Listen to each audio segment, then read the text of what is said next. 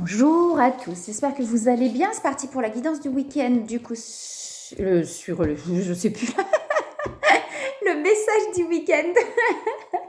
Alors, qu'est-ce qu'on a à nous dire pour ce week-end, s'il vous plaît? Sacrée pleine lune encore, hein. Ah, je vous jure, c'est pas possible. Qu'est-ce qu'on a à nous dire pour ce week-end? Alors là, j'ai de la batterie. Normalement, je devrais avoir le temps pour faire ma guidance. Enfin, j'en ai pas beaucoup, mais ça devrait être bien. Faut vraiment que je le recharge avant de faire mes guidances. Alors, qu'est-ce qu'on a à nous dire pour ce week-end? Il y a l'équilibre qui est là. Il y a la régénération.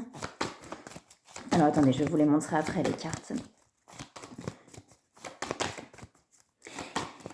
Je sais pas vous, hein, mais ça remue, ça remue. Hein. Je suis épuisée. Alors, qu'est-ce qu'on a à nous dire, s'il vous plaît? Ouais, la fleur de vie.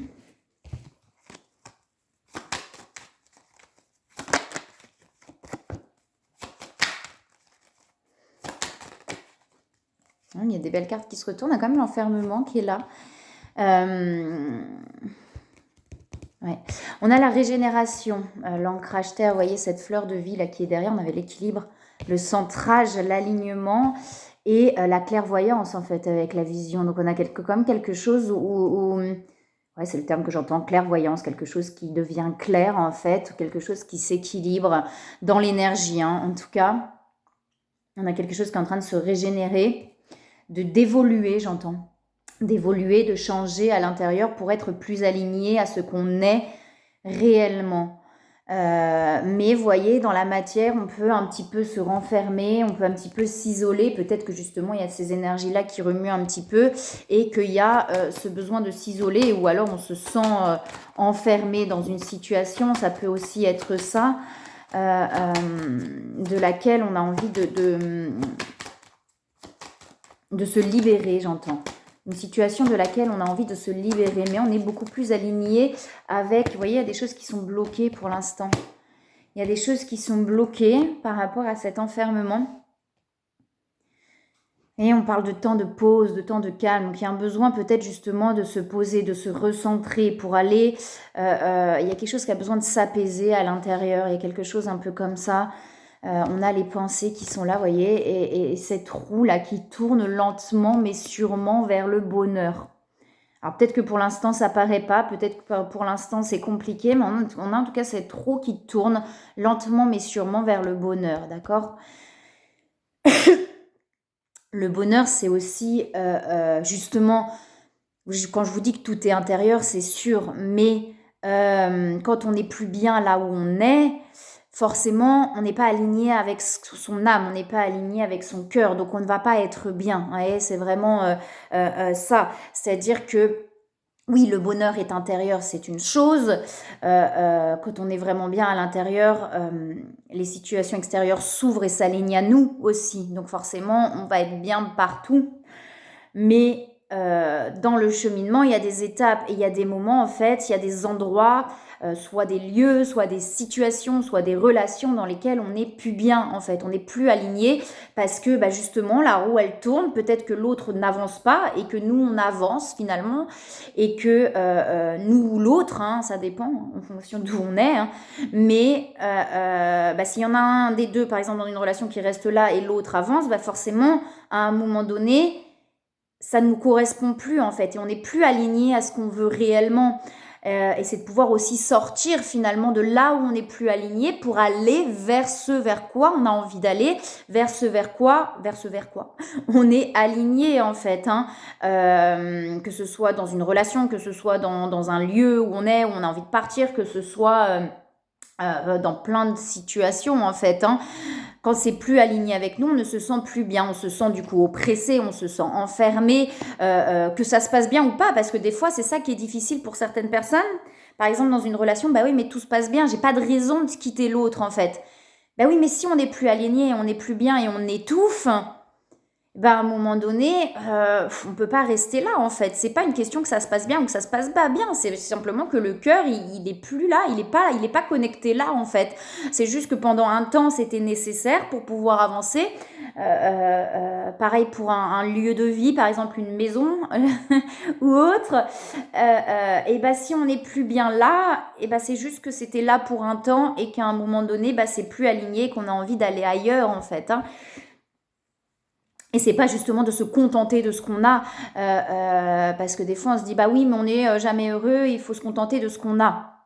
Alors si on se contente de ce qu'on a alors que c'est pas aligné avec nous, on va pas être heureux, on sera jamais bien pendant un temps, parce qu'on va se dire allez, je pense bien, je pense positif, je suis bien là, j'y vais, je fais les efforts qu'il faut pour, mais un effort ça reste un effort. Un effort c'est pas spontané, donc si c'est pas spontané, il y a un moment donné où ça va s'essouffler.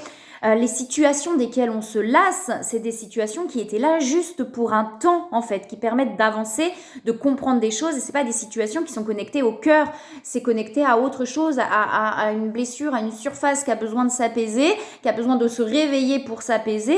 Et ensuite, une fois que c'est apaisé, bah ça s'en va, en fait, hein. Mais si on se contente de ce qu'on a, c'est pas de vouloir toujours plus. C'est pas ça, en fait. Vouloir toujours plus, c'est la matière ou le cœur, en fait. C'est toujours pareil, la raison ou le cœur. C'est-à-dire que si le cœur appelle ailleurs, et ben là, c'est que le cœur, il est plus aligné à ce qu'il est là. Par contre, si c'est le mental qui dit non, mais moi, je veux pas parce que je veux ci ou je veux ça, ben, vous voyez, c'est toujours de faire la différence entre le cœur et le mental, en fait. Quand le cœur appelle, ça pousse de l'intérieur, il y a comme un déclic, il y a comme quelque chose qui se crée de waouh, vous voyez, mais il peut y avoir à un moment donné une connexion, quelque chose qui se crée au début, mais parce que ça doit se vivre, vous voyez, comme un coup de cœur ou quelque chose comme ça. C'est pas que dans les relations. Un coup de cœur, ça peut être pour une maison. Un coup de cœur, ça peut être pour un lieu de vie. Ça peut être pour plein de choses, pour un travail, je sais pas.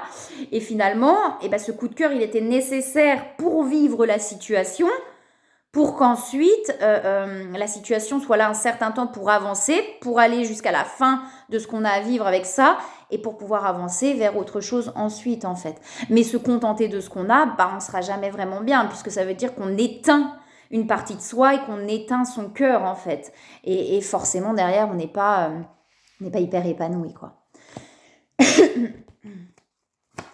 Alors, est-ce qu'il y a autre chose? Pour l'instant, on est bloqué dans une situation.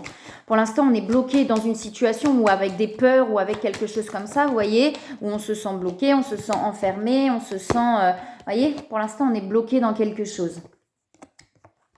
On n'arrive pas, vous voyez, mais on a la fatalité. C'est-à-dire qu'on va réussir à sortir cette situation, on va mettre un terme à cette situation qui ne nous correspond plus et qui ne nous convient plus. On a besoin de se poser, vous voyez, on a besoin d'un temps de calme, on a besoin de se retrouver avec soi. On se pose beaucoup de questions sur cette situation. Vous voyez, ça chamboule, il y a quelque chose qui vient. Alors peut-être que justement, il y a quelque chose qui va mettre un coup de tonnerre pour prendre conscience des choses et pour pouvoir avancer différemment. Alors que dans l'énergie, il y a quelque chose qui est en train de s'équilibrer. C'est ça qui est assez fou. Dans l'énergie, on a quelque chose qui est en train de s'équilibrer. Mais dans la matière, et puis vous voyez, dans la matière, on n'est pas bien, quoi. On se sent bloqué, on se sent enfermé dans une situation. Mais il y a la fatalité sur cette situation. C'est-à-dire qu'à un moment donné, on va mettre un terme à cette situation qui ne nous convient plus, qui ne nous correspond plus. Vous voyez, mais on se pose pour l'instant beaucoup de questions. C'est-à-dire qu'il y a des peurs, en fait. Il y a beaucoup de peurs. Vous voyez, on se sent vraiment... Pour l'instant, c'est compliqué, hein. Et on a la renaissance derrière. Pour l'instant, c'est compliqué. C'est lourd, c'est pesant, c'est fatigant. Parce qu'on est tiraillé, en fait. Parce qu'on est tiraillé entre le cœur et la raison. Et c'est ce qui fait que c'est fatigant et que c'est épuisant, en fait, hein. Ouais, il y a plein de cartes qui tombent en même temps. On est tiraillé. Vous voyez, il y a la transformation. Il y a quelque chose qui est en train de se transformer pour aller vers le soleil. Mais pour l'instant, vous voyez, c'est vraiment ça. C'est-à-dire que pour l'instant, on est coincé dans la situation. On n'arrive pas à faire autrement. On gagne en force intérieure, en fait, petit à petit aussi pour pouvoir acter peut-être certaines choses. On a quelque chose, vous voyez, qui grandit petit à petit avec la fécondité à l'intérieur de soi pour arriver finalement à mettre fin à une situation qui ne nous correspond plus, une ou des situations, ou alors à des peurs peut-être aussi, hein, qui nous empêchent d'aller de l'avant, parce que ça peut être aussi des peurs qui empêchent de quitter une situation extérieure. Voyez, et on a la sensibilité ou simplement des peurs, en fait, hein. Des fois, il n'y a pas de situation forcément extérieure, mais il y a des peurs qui empêchent de... Et voyez, derrière, on a l'abondance, en fait. Derrière cette transformation, on a l'abondance.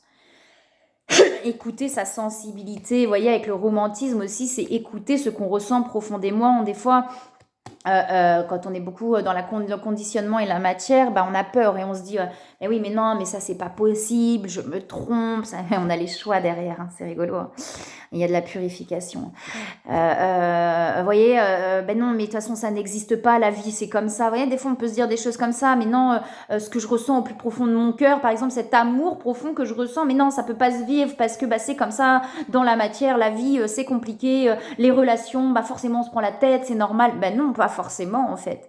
Pas forcément. Et il peut y avoir, vous voyez, des conditionnements comme ça. Mais non, mais c'est normal. La vie, c'est dur. Être en couple, par exemple. Ah bah non, mais c'est difficile. On se prend forcément la tête. C'est normal. Mais non, c'est pas normal, en fait. On peut avoir des relations complètement fluides où on ne se prend pas la tête quand l'un et l'autre n'est plus en dépendance affective, n'a plus besoin de l'autre pour être bien, parce que c'est tout le but. Tant qu'on a besoin de l'autre pour être bien, on fait peser un poids sur l'autre aussi. Hein.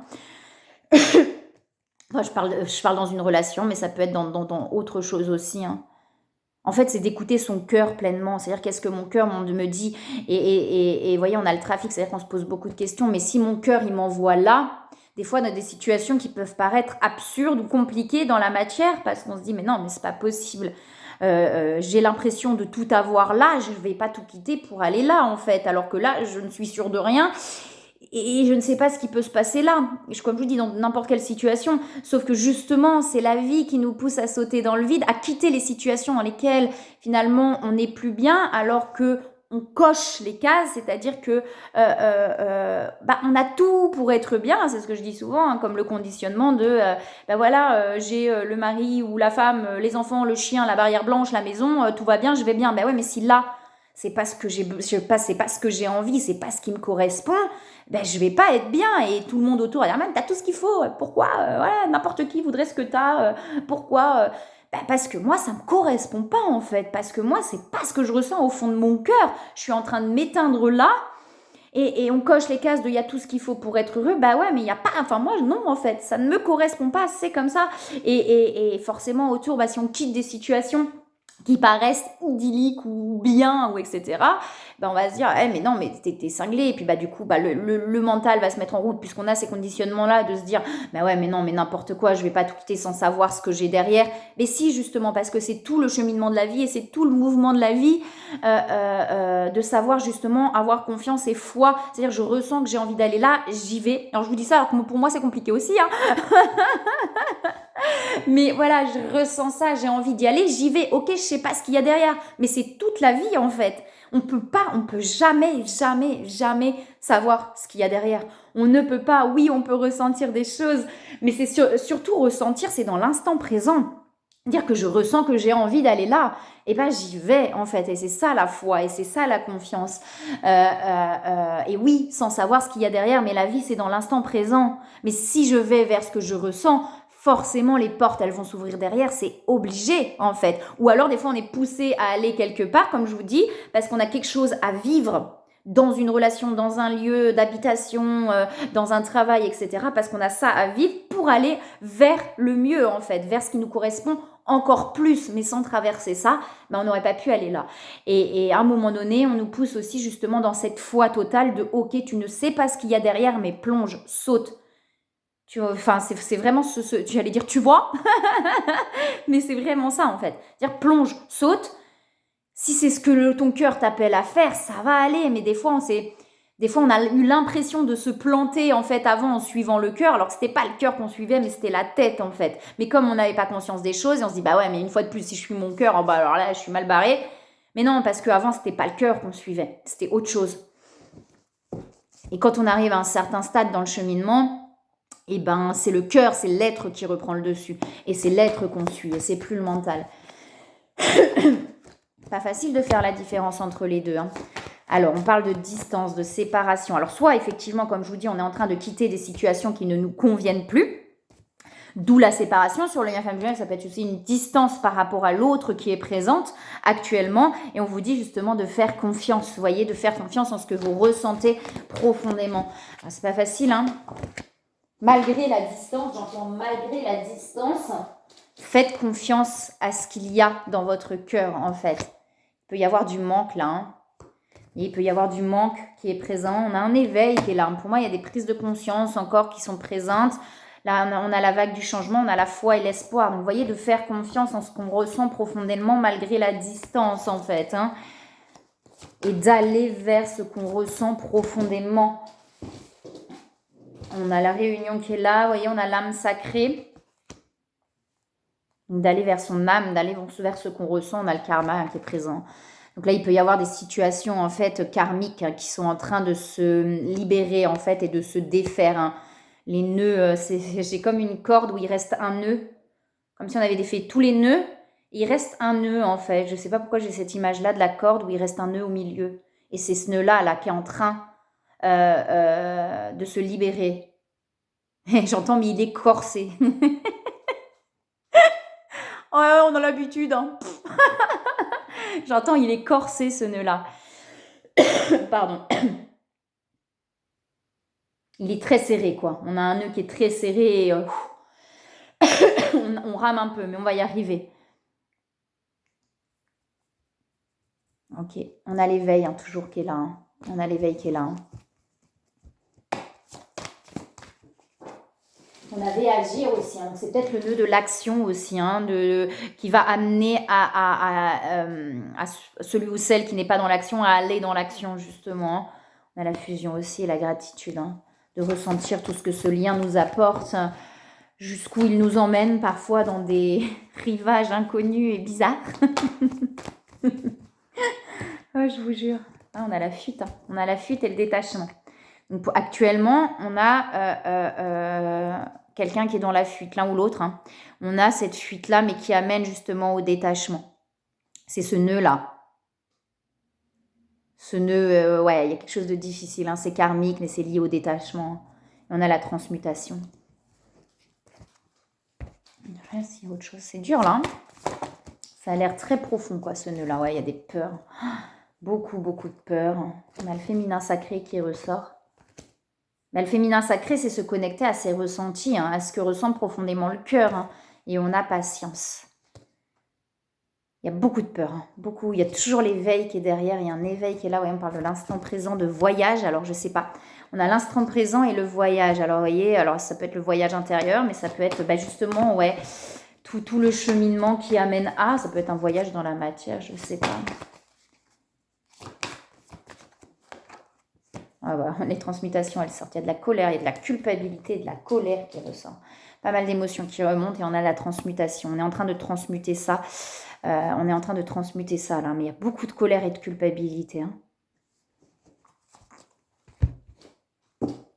D'où la difficulté à avancer, j'entends. Alors, on a les progrès. Hein. On dit bien qu'on avance petit à petit, d'accord, pas à pas. Mais d'où la difficulté à avancer, en fait. Hein. C'est profond, hein.